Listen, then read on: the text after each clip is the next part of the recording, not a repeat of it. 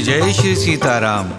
स्नेही भक्तजनों, भगवान श्री राम का चरित्र संसार के हर मानव के लिए उपयोगी है और भगवान श्री राम के चरित्र को महर्षि वाल्मीकि और गोस्वामी तुलसीदास जी ने ग्रंथ के रूप में संकलित करके मानव समाज पर बहुत बड़ा उपकार किया है।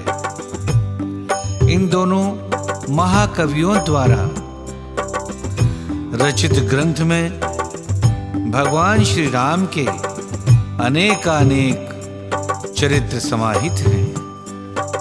इन्हीं दोनों ग्रंथों के माध्यम से रविंद्र जैन ग्रुप द्वारा आप सभी तक भगवान श्री राम के जन्म से लेकर साकेत गमन तक की कथाओं को आप सब तक पहुंचाने का प्रयास किया जा रहा है। इस प्रयास के अंतर्गत अभी तक आप सब ने सुना कि वर्षा काल के 4 महीनों की प्रतीक्षा के बाद भगवान श्री राम की प्रेरणा से वानर राज सुग्रीव द्वारा भूमंडल के चारों दिशाओं में सीता जी की खोज के लिए वानर दल भेज दिए गए हैं। वानर दलों को वानरपति सुग्रीव जिस दिशा में भेजते हैं उसी दिशा का सारा भूगोल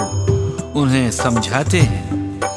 धर्म प्रेमियों, हमारे ग्रंथ मात्र आस्था का ही विषय नहीं, अपितु हमारे इतिहास, भूगोल और विज्ञान का जीवंत प्रमाण है।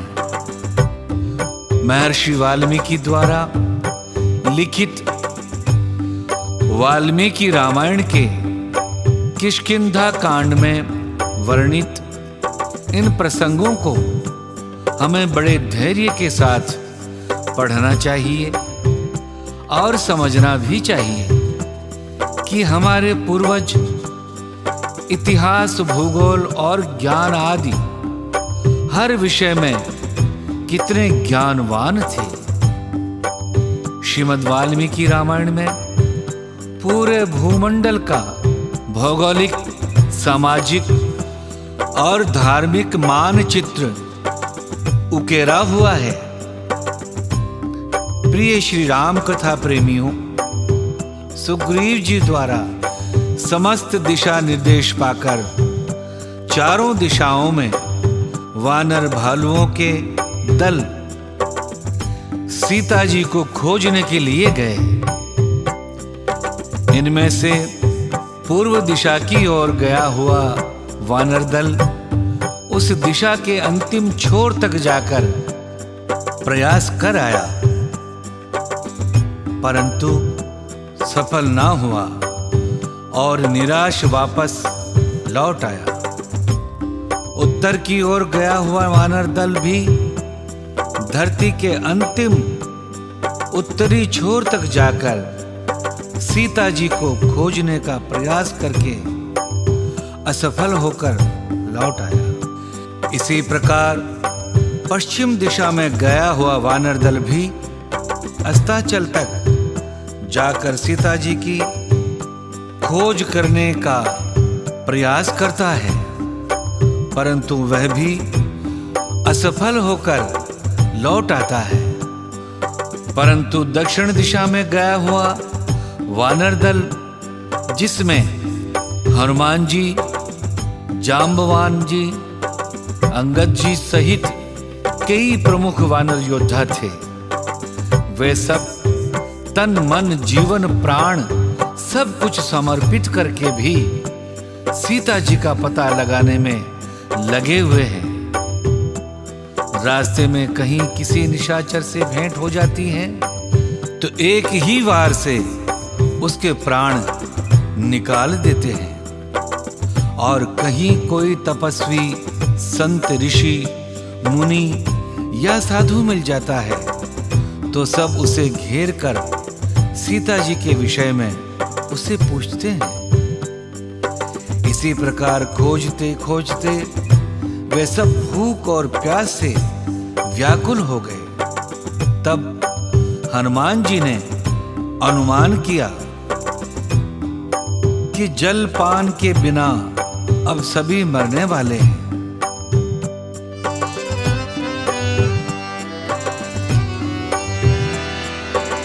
पर्वत पर चढ़ पवन कुमारा, दूर दूर तक दृष्टि पसारा। बगुला चकवा हंस निहारे, उड़त फिरे सब पंख पसारे। सबको संग लिए महावीरा, पहुंच गए निर्मल सर तीरा। देखा सुंदर सर जल पूरित, जल में मनहर कमल प्रफुल्लित। जब श्री हनुमान जी ने देखा कि अब सारे वानर भालू भूख और प्यास से अचेत होकर प्राणहीन हो जाने वाले हैं, तो उन्होंने एक बड़े ऊंचे पर्वत पर चढ़कर चारों ओर अपनी दृष्टि दौड़ाई और उन्हें दूर के एक पर्वत की गुफा से कुछ पक्षी निकलते हुए दिखाई दिए, जिनके पंख भीगे हुए थे। यह देखकर हनुमान जी ने अनुमान कर लिया कि पर्वत की उस गुफा में जल का कोई ना कोई स्रोत अवश्य है। ऐसा दृढ़ निश्चय करके हनुमान जी ने उन सब से कहा कि भाई, उस पर्वत की गुफा में जल होने की पूरी संभावना है, हमें उस ओर चलना चाहिए। और इस प्रकार सब उसी सरोवर को लक्ष्य करके आगे बढ़ने लगे। वहां पहुंचकर जब उन्होंने गुफा में प्रवेश करने का प्रयास किया तो ज्ञात हुआ कि वह गुफा बहुत ही गहरी और भयंकर अंधकार से परिपूर्ण है। उस गुफा में सूर्य और चंद्रमा का प्रकाश तक प्रवेश नहीं कर सकता। वे सभी पराक्रमी और निडर वानर एक दूसरे का हाथ पकड़ते हुए उस भयानक अंधकार से युक्त गुफा में घुसने लगे। एक लंबे समय तक एक दूसरे को पकड़कर चलते हुए एक लंबे अंधकार को पार करके प्रकाश से दीप्तमान स्थान पर पहुंचे। उस प्रकाशित स्थान पर सुनहरे वृक्ष थे और उन वृक्षों से अग्नि के समान प्रभा निकल रही थी। उन वानर वीरों ने वहां पर बहुत सारे सोने चांदी के बने हुए भवन देखे। वहां सोने चांदी रत्न आदि के भंडार बिखरे पड़े थे। उस दिव्य अद्भुत गुफा को देखते हुए वे सारे वानर इधर उधर दृष्टिपात करने लगे। तभी उन्होंने थोड़ी ही दूर पर एक दिव्य स्त्री को बैठे हुए देखा, जो वल्कल वस्त्र पहनकर तपस्या में लगी हुई थी और अपने तेज से प्रकाशित हो रही थी।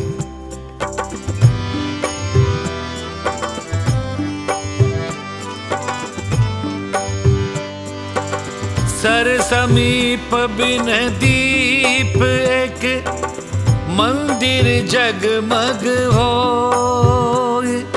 बैठी यहाँ स्वयं प्रभा इन कर ही मग जो।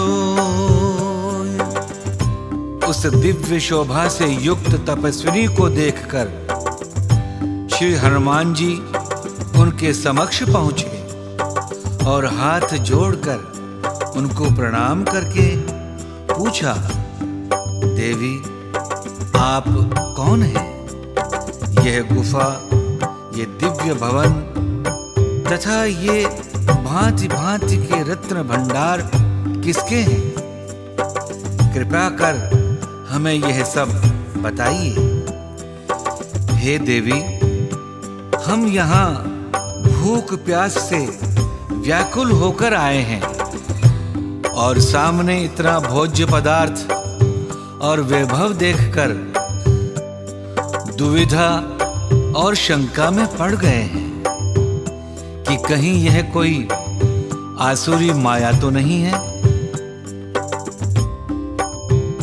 श्री हनुमान जी के इस प्रकार पूछने पर उस तपस्विनी ने उत्तर देते हुए कहा, हे कपिश्रेष्ठ, तुमने महामायावी मय दानव का नाम सुना होगा।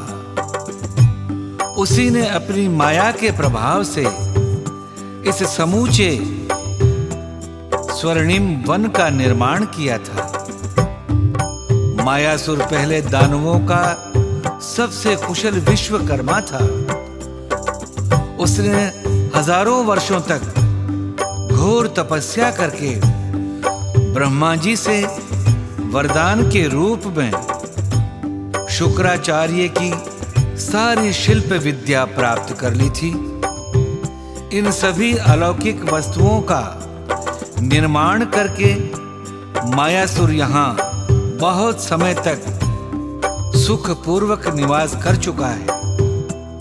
इसी बीच उस दानव राज का हेमा नाम की अप्सरा के साथ संपर्क हो गया।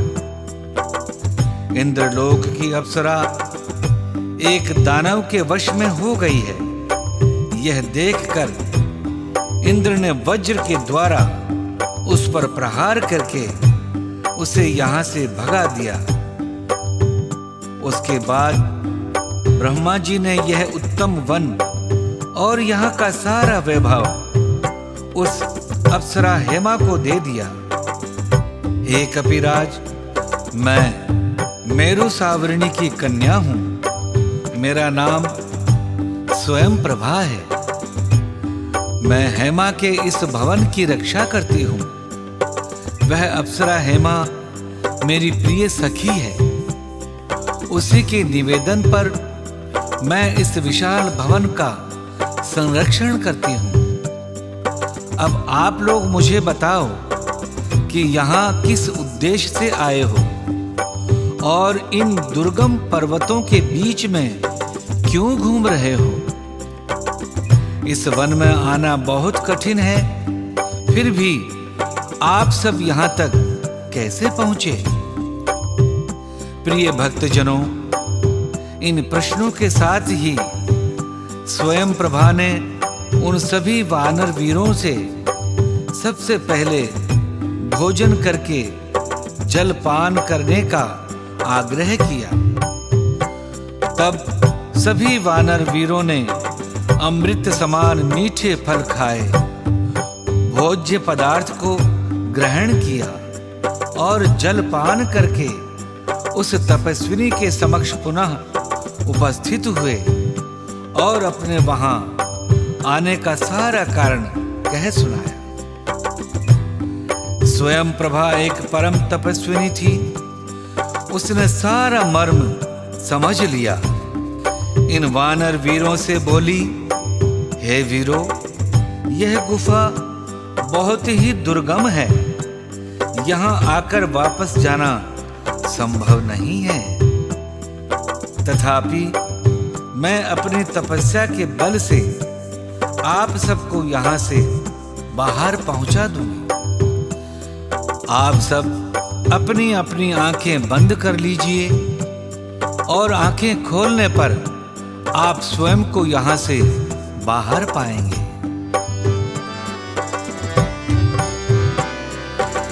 मोदहु नयन बिबर तजि जाहु, पैहु सीत ही जन पछताहु। नयन मूंद पुनि देख ही बीरा, ठाड़े सकल सिंधु के तीरा, सो पुन गई जहां रघुनाथा, जाय कमल पद नाई सिमाथा। नाना भांति विनय तेहि कीन्ही, अनपायनी भगति प्रभु दीन्ही। वह परम तपस्विनी स्वयं प्रभा विधि के विधान को मानकर वहां तपस्या में लगी हुई थी। उसे पहले से यह ज्ञात था कि एक निश्चित समय पर भगवान श्री राम के दूत सीता जी की खोज करते हुए उस तक आएंगे और उन सभी की सहायता करने के पश्चात उसकी तपस्या के पूर्ण होने और भगवान से मिलने का विधान बनेगा। इसी विधान का स्मरण करके भगवान को मन ही मन प्रणाम करते हुए स्वयं प्रभा ने उन सभी वानर वीरों से कहा, तुम लोग आंखें मूंद लो और गुफा को छोड़कर बाहर जाओ। तुम सीता जी को पा जाओगे, पछताओ नहीं, निराश मत हो। स्वयं प्रभा के इस निर्देश पर उन सभी वानर वीरों ने अपनी आंखें बंद कर ली और फिर जब आंखें खोली तो सभी वीर क्या देखते हैं कि वे सब के सब समुद्र के तट पर खड़े हैं।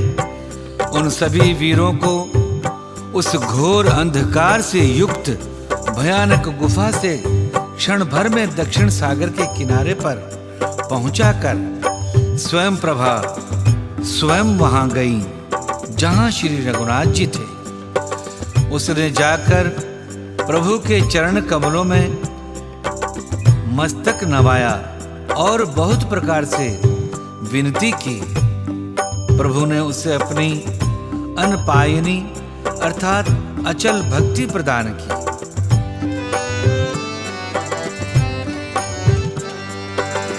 बदरी बन कहूँ सो गई, प्रभु आज्ञा धरि शीस, उर धरि राम चरण जुग, जे बंदत अज ईस। प्रभु श्री राम की आज्ञा सिर पर धारण कर और श्री राम जी के युगल चरणों को, जिनकी ब्रह्मा जी और शिव जी भी वंदना करते हैं, हृदय में धारण कर वह स्वयं प्रभा बद्री का आश्रम को चली गई। प्रिय धर्म प्रेमियों, सुनो श्री राम कहानी में आज की कथा यहीं तक।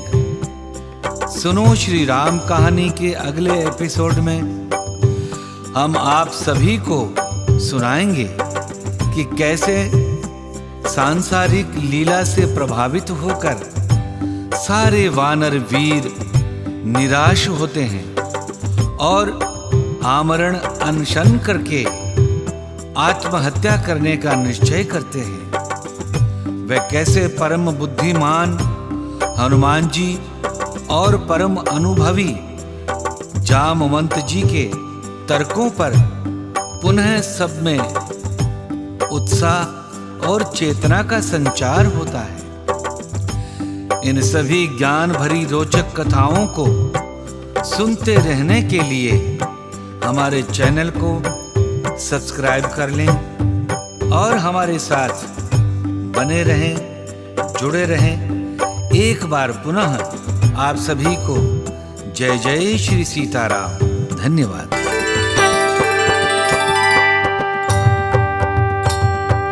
सिया राम जय राम जय जय राम। सिया राम जय राम जय जय राम। सिया राम जय राम जय जय राम। सिया राम जय राम जय जय राम। रघुनंदन जय जय सिया राम। रघुनंदन जय जय सिया राम। रघुपति राघव राजा राम। रघुपति राघव राजा राम। पतित पावन सीताराम। पतित पावन सीताराम। सिया राम जय जय राम। सिया राम जय जय राम। सिया राम